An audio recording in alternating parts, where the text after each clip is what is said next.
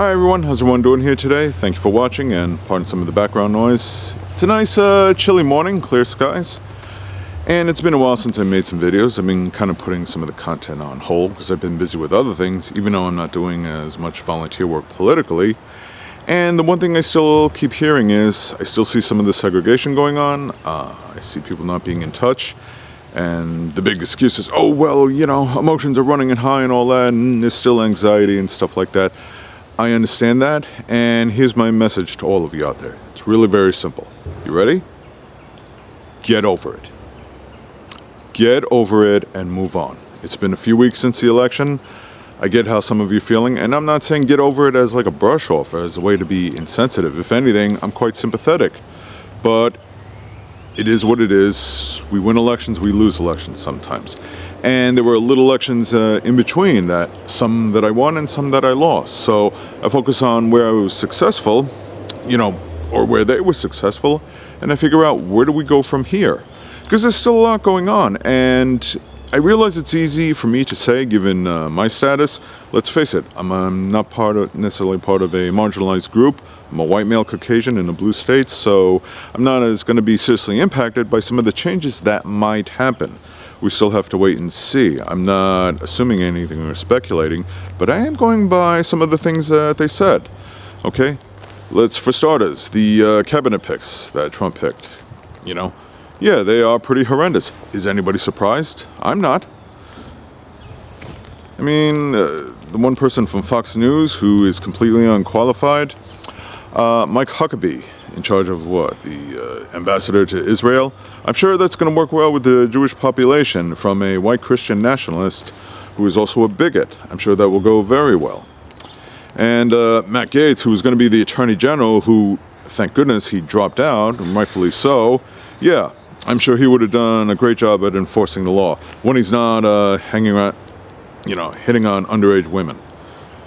I mean, you know, like I said, I could go on, but these are some of the same mistakes that Trump did back in 2016. I remember some of his candidates back then, like Rex Tillerson, for example. All people of wealth, all people who are not qualified, who are there for one purpose and one purpose only, to be a yes man for Donald Trump. These people that are getting picked right now in 2020, you know, Kristi Noem, Robert Kennedy Jr., Don looks at them and says, you know, they did a good job at cuddling my nutsack. You know, they did a good job at licking my boots, so they get the job. But they're not qualified. They're not going to do the job. Doesn't matter. It's not about doing the job. It's about giving Trump what he wants, when he wants it, and just agreeing with everything he says.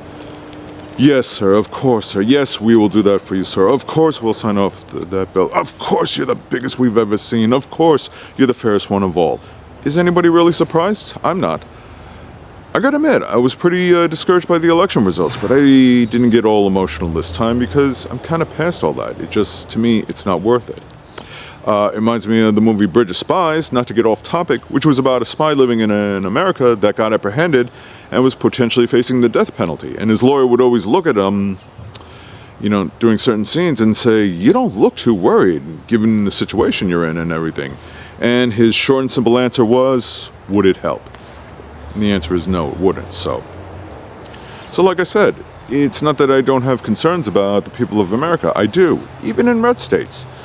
But the thing I would recommend now is, at this point, just get over it and move on. If you're somebody who's been unsubscribing to certain media channels, I wouldn't suggest that. I would suggest go back and doing that. If you've unfriended people or this and that, well, and I'm not talking about MAGA, I'm just talking about just people in general, I would say go back and try and restore those bridges. Because now is not the time to be separate. Now is the time to unify. And above all, keep an ear to the ground. And just to give you an example, and if some of you have to shy away from social media for a little bit, that's fine. But don't be oblivious. I've had some friends that be like, you know what, I'm just going to be like an ostrich and keep my head in the sand. That's not a good idea. Because there's a lot of things that are going to happen up until the midterms, to say nothing about, you know, the remaining of the 4 years, and who knows what's going to happen at that point. But I don't want to jump too far ahead. I've already seen some articles, people talking about 2028. I'm like, he hasn't even been sworn in yet. We got a lot to do here and now, rather than focus on 4 years later. And Like I said, not too long ago, there was an HR bill. I'm blanking on the number, but basically it allowed the president, which would then be Donald Trump, to be able to go after nonprofit organizations, if they were supposedly seen as terrorist groups. In other words, it would expand his power and allow him to do whatever he wants, which I don't think is right. And it was brought to the table at one point, and I called some my local representatives, along with others, and it got struck down. But now, supposedly, it's been brought back again, and I think it might have gotten voted in. That particular specific is not the point. The point is there are going to be other instances like that. Because it's not just about, the President of the United States. It's about your local representatives and, keeping up and what new bills are going to be coming out.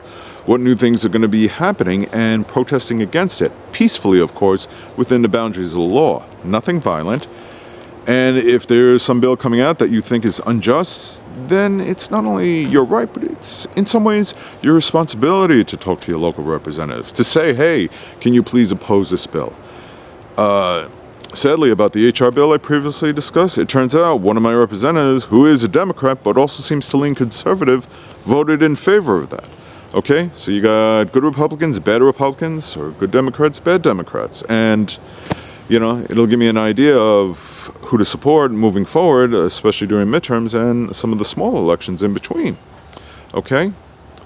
We can get through this. It's not going to be easy. I don't know exactly what's going to happen, but here's another thing, and this is going to be a weird thing to say. And I actually said something like this back in 2016. I want Donald Trump to succeed. And before you jump to conclusions, it's not for the reasons you're thinking. It's not because I'm in favor of him or his silly ego or so he can go on rallies and brag and boast. I don't care about that. I don't even listen to the guy. It's so that I want him to succeed to pass bills to help the American people, to help the working class. Whether or not he actually does that, it remains to be seen. And I really want to be optimistic, but at the same time, I'm also being a little realistic here. And to me, it's not looking good. But I'm not about to throw in the towel. I'm not about to say, all right, I'm just going to stop making content. I'm going to stay away from social media. I'm not going to watch the news or anything like that. Like I said, I still keep my ear to the ground to the point. I may not be an expert. I may not know everything. But when I do hear something that I think requires a certain course of action from myself and from others, then we should take that opportunity to do something, to help bring about change. And even if Kamala Harris did win, my feelings would still be the same. I'd want her to succeed, and if I think there's something unfair or unjust being passed, I would say we should voice our opinions against that. Because change is slow, and it's going to take some time, and, whether it's a president you were hoping to get that won or didn't win, it's an ongoing back and forth. It's an ongoing battle. I don't like to think of it as a battle like there's a fight going on, but, there's always going to be a certain degree of corruption in politics. And you've seen that both on the Republican and the Democrat side. We're just seeing way more of it now on the GOP side. So we have to stay diligent. We have to stay alert. And most importantly, we have to unify, okay? That's not the time to be, turning on each other. I'm hearing all the things about, why Kamala lost and all the theories and the blame game and the finger pointing and stuff like that. Get it past it. Get over it, okay? The election was decided. And just for the record, it wasn't a total landslide because they started counting in more votes. It turns out that, Donald Trump still won the popular vote, but it was by a far more close margin than MAGA would want to admit. They want to keep saying, it was a landslide and everything. The country's gone total MAGA now. Not true, okay? There's still plenty of people in opposition. Not because they want to see bad things happen to people, but because they want to see progress and good things happen to people. The working class people, people like us. So it's up to us to, like I said, pay attention to things that go on. Whatever ill feelings you're having right now, as I said in the previous video, do what you got to do to get past it. Self-care, recreation, take a few breaks from time to time. We can't all be invested in politics 24/7, but we're still in the game whether we like it or not. Whether you choose to participate or get more involved, that's up to you. But I still recommend, at the very least, keep your ear to the ground and be ready to take some course of action, even if it's the bare minimal. A friend of mine reached out to me recently and said, I saw some of your videos. What can I do to get involved? Can you give me some groups and everything? And I emailed her some sources. So there are people out there that still want to bring about change. And like I said, for me, it's change for all of America. Not just my community, not just my state, not just states that vote or share the same feelings that I do, but for all Americans. Because like I said, I may not be in such a vulnerable position, but I can still be impacted. If there are tariffs that cause food prices and, say, fuel prices to go up, that can definitely impact me.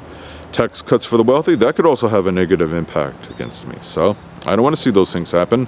In fact, Donald Trump has made some certain promises which I want to see if he's going to live up to it. Things like he said he was going to lower the cost of like caregiving or like I believe it was insurance and stuff like that. He also said upon winning the election within 24 to 48 hours he'd stop the war in Ukraine. Well, that hasn't happened yet, has it? So the big question is America going to call him out on it? And the answer is probably not. But I will. And I'm sure they're all going to make excuses and twist themselves into mental gymnastics like they always do. So we'll just have to wait and see. Get over it, stay involved, and talk to people, you know. If you disagree or you have some thoughts on it, leave a comment and stuff like that. If you're just going to make some obnoxious remark, don't even bother, because I'm not going to, respond to it. I'm not going to justify it with a response. But I am open to suggestions as well of how we can more get involved and stay together, because, like I said, this is our country, so we got to do right by it. Right by the American people.